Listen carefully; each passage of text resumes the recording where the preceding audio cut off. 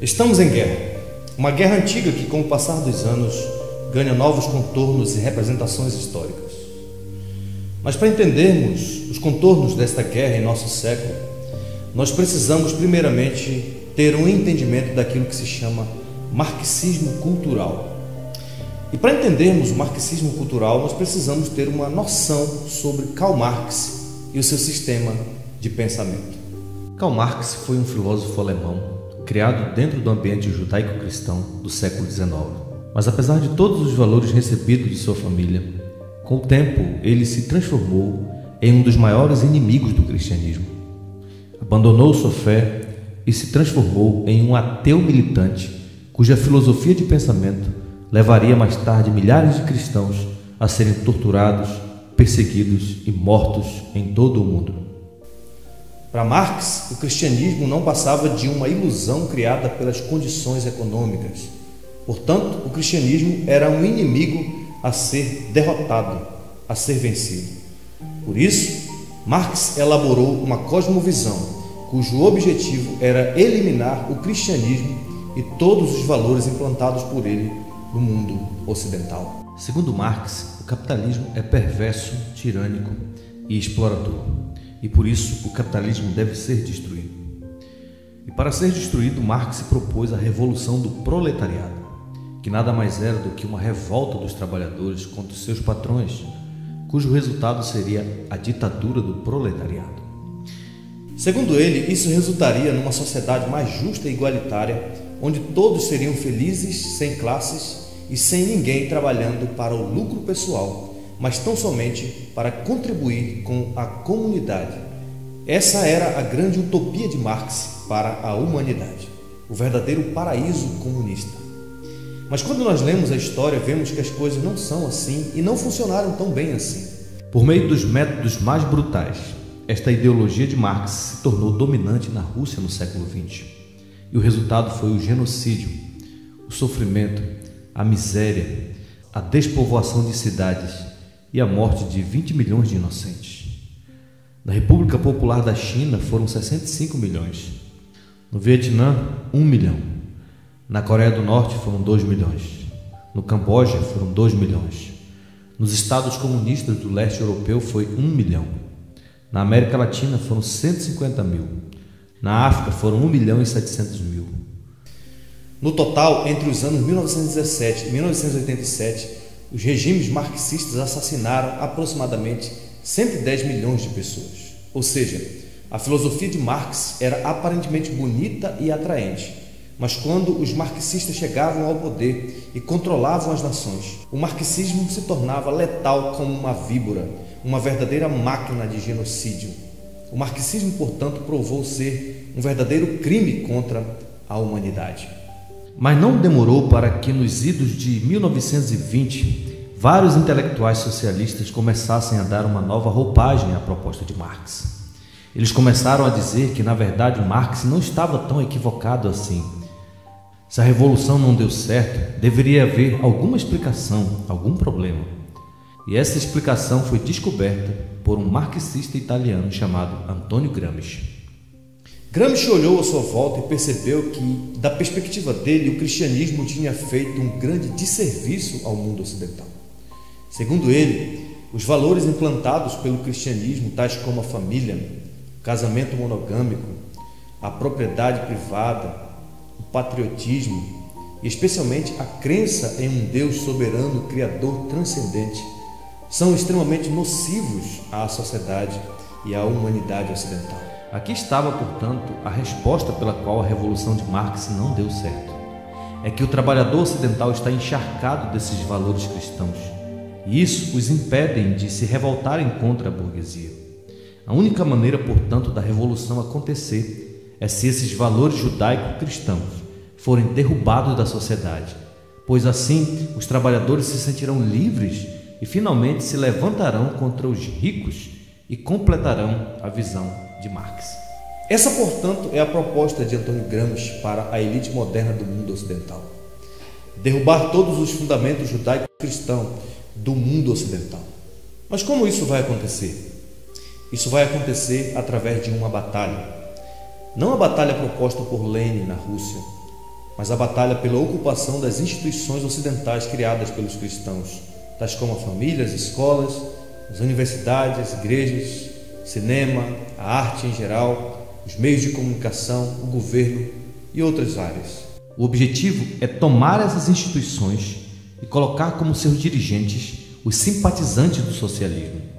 Quando isso acontecer, então poderemos disseminar os verdadeiros ideais socialistas e assim criar uma nova geração de jovens cuja lealdade seja não mais ao Deus transcendente ou à pátria ou à família, mas ao Estado e ao coletivismo proposto por Marx. Aí sim, a revolução acontecerá de verdade. Para ajudar a disseminar essas ideias, no ano de 1924 foi criado na Alemanha um Instituto de Pesquisas Sociais, também chamado de Escola de Frankfurt. Esta escola estava disposta a implantar o marxismo cultural proposto por Gramsci, que agora não mais conclamava trabalhadores para a guerra, mas para se libertarem da suposta repreensão cruel e dos valores tirânicos da civilização judaico-cristã. A estratégia era macular e desacreditar os valores antigos cristãos que sustentaram o mundo ocidental por 2000 anos e redefini-los como sendo preconceito e perversão social. Todas as pessoas bem-sucedidas economicamente seriam vistas como opressores e todos que não tiveram sucesso seriam chamados de vítimas. As autoridades religiosas se tornariam apenas feiticeiros e bruxos. Aqueles que pregam que homens e mulheres têm papéis diferentes no casamento seriam fascistas. Os pais seriam apenas tiranos patriarcais. As famílias se tornariam clãs primitivos. Os intelectuais marxistas massificaram esses ideais de tal maneira na sociedade daqueles dias que não só as elites eruditas passaram a acreditar, mas também a população em geral abraçou essas perspectivas. Mas agora vem um novo momento na história. Hitler chegou ao poder em 1933 e por isso os intelectuais da Escola de Frankfurt tiveram que mudar sua base da Alemanha para Nova York, nos Estados Unidos.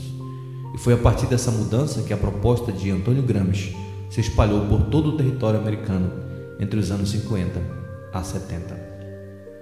Em 1955, o filósofo Herbert Marcuse, um dos que mais se destacou da Escola de Frankfurt, escreveu um livro chamado Eros e Civilização, onde promete ao homem um novo paraíso na Terra. Porém, esse paraíso só acontecerá quando todas as amarras do capitalismo e do cristianismo forem exterminadas da sociedade. E os resultados imediatos do pensamento de Marcuse foram uma série de revoluções estudantis que aconteceram nos anos 60, os quais alcançaram seu auge no chamado Maio de 68. Os revolucionários inundaram a nação americana com propostas destrutivas que permearam cada área da cultura cristã. Isso foi de tal maneira que a juventude dos anos 60 ficou saturada com falácias do tipo: o Ocidente é culpado de crimes de genocídio, ou o Ocidente, em especial os americanos, são os maiores reservatórios de opressão, racismo, sexismo, xenofobia, antissemitismo, fascismo, narcisismo do planeta. Ou ainda, a sociedade americana é opressora, má e não merece lealdade. Tudo isso foi gerando na juventude daqueles dias um sentimento de revolta contra Deus, contra a cultura cristã americana, contra a família, contra os homens, contra todas as instituições e contra toda a ordem de Deus na criação. Agora, então, a única opção restante era a revolução e a aniquilação da sociedade cristã para que uma nova realidade dourada finalmente chegasse. O resultado de tudo isso é que essa juventude rebelde e revoltada contra toda a ordem de Deus abraçou a sonhada revolução, e isso de tal maneira que todos os seus antigos valores foram virados de cabeça para baixo. Hoje nós estamos aqui, curtindo os resultados do marxismo cultural. A juventude de hoje abraçou esse discurso de revolução de Marx, obviamente na nova roupagem proposta por Gramsci, e por isso eles tomaram o controle das nossas escolas, dos museus, da nossa arte, dos nossos meios de comunicação, das cortes de justiça e até mesmo das igrejas, como é o caso, por exemplo, da Igreja Católica Romana, extremamente influenciado pela teologia da libertação, e a Igreja Evangélica, influenciada pela teologia da missão integral, que nada mais são do que evangelhos segundo Karl Marx. O resultado de tudo isso não poderia ser outro, a não ser a mudança de todos os valores cristãos da sociedade. Tudo que antes era mal passou a ser visto como uma virtude, e todas as antigas virtudes se tornaram males abomináveis. Agora, a simples menção ao nome do Deus cristão, por exemplo, se tornou discurso de ódio. A propriedade privada e o lucro são vistos agora como exploração. A família, o casamento, a fidelidade ao cônjuge são homofobia. A força de vontade, a honra pessoal, o trabalho honesto e todas as outras coisas que eram consideradas pilares da civilização ocidental se tornaram males que nos oprimem. Portanto, todos eles devem ser arrancados urgentemente da nossa civilização. E é isso que os iluminados jovens universitários revolucionários estão fazendo exatamente agora, aqui no Brasil. Eles querem a derrubada do cristianismo e de sua moralidade vigente. É verdade que Marx não implantou a sua perspectiva econômica, mas Marx derrotou o mundo ocidental através da influência de Antônio Gramsci com o chamado marxismo cultural.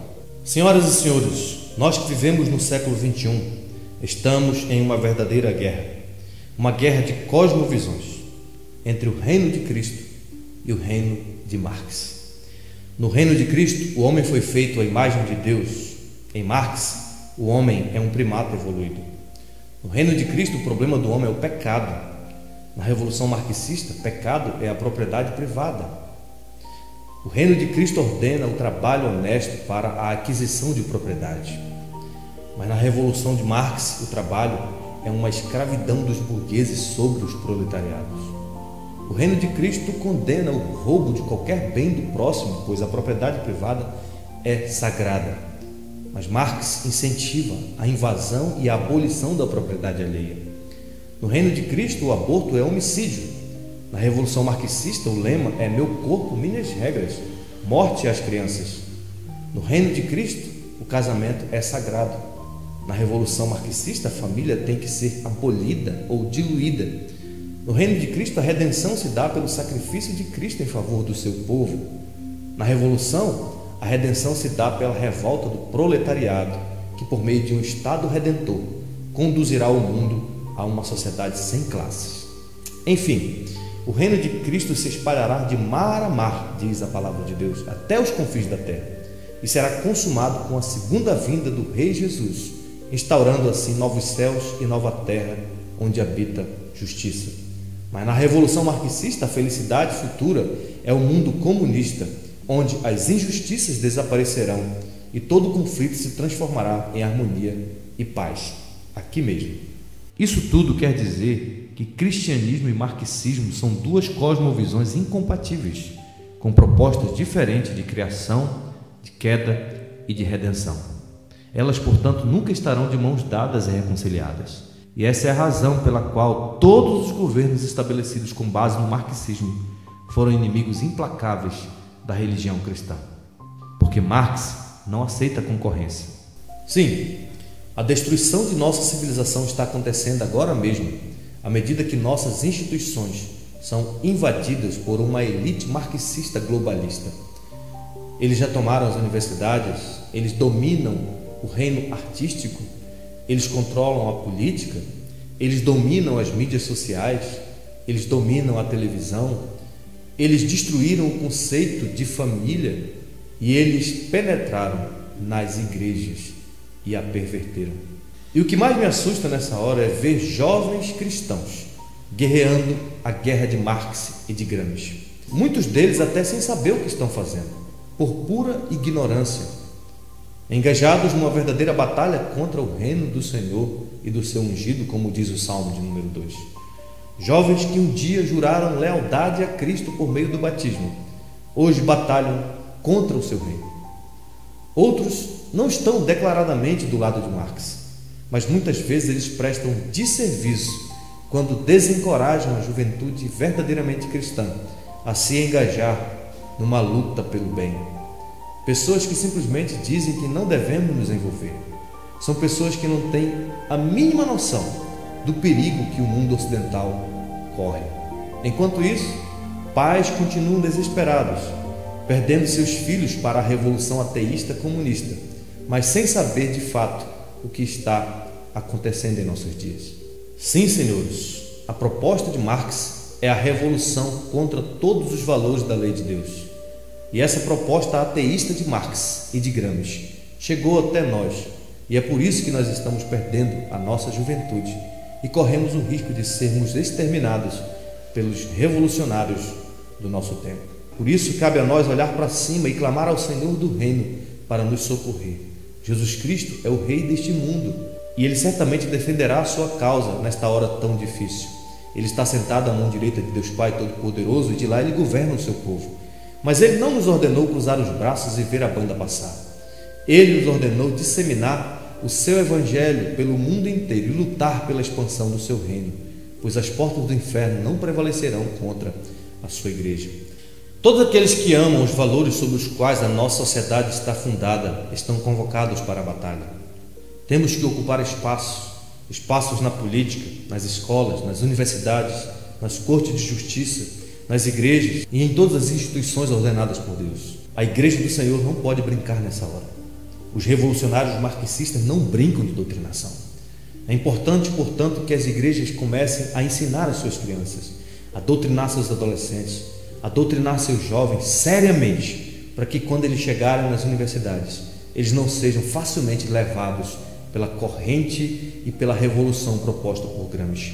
Os pais precisam entender que seus filhos não vão resistir a uma doutrinação marxista nas universidades, como eram os discursos bobos e vazios. É preciso compreender isso, é preciso compromisso sério com a doutrinação cristã dos nossos filhos. Deus manda inculcar a sua lei na cabeça dos nossos filhos. E para vocês que um dia foram crentes e hoje batalham em favor de Marx, vocês são culpados de crime de alta traição ao Rei do Universo. E vocês precisam se arrepender e voltar a batalhar a guerra que pertence ao Senhor. Vamos para a luta com as armas da nossa justiça, porque, como diz Paulo, as armas da nossa justiça não são carnais, e sim poderosas em Deus para destruir fortalezas e anular sofismas e toda altivez que se levanta contra o conhecimento de Cristo Jesus. E vocês, jovens, que já foram influenciados na universidade e estão em cima do muro, pensando em batalhar por Marx e pelo seu reino, vocês também são traidores do reino de Jesus. Vocês precisam se arrepender disso, voltar-se para o Evangelho e lutar a luta que importa, que é pela causa de Cristo e pela expansão do seu reino. Façamos isso na certeza de que, como disse o poeta, Jesus reinará onde quer que o sol faça seus percursos sucessivos. Seu reino se estenderá de costa a costa. Bênçãos abundam onde quer que ele reine. Os prisioneiros pulam para saltar suas cadeias. Os cansados encontram descanso eterno. E todos os que sofrem falta são abençoados. Nós não precisamos temer quanto ao futuro deste mundo, pois o reino de Cristo não falhará. Na verdade, em breve ele será o único a existir. Como dizia Charles Colson, que Deus não permita que nós, herdeiros dos santos mártires, hesitemos nesse momento de tamanha importância para a nossa história.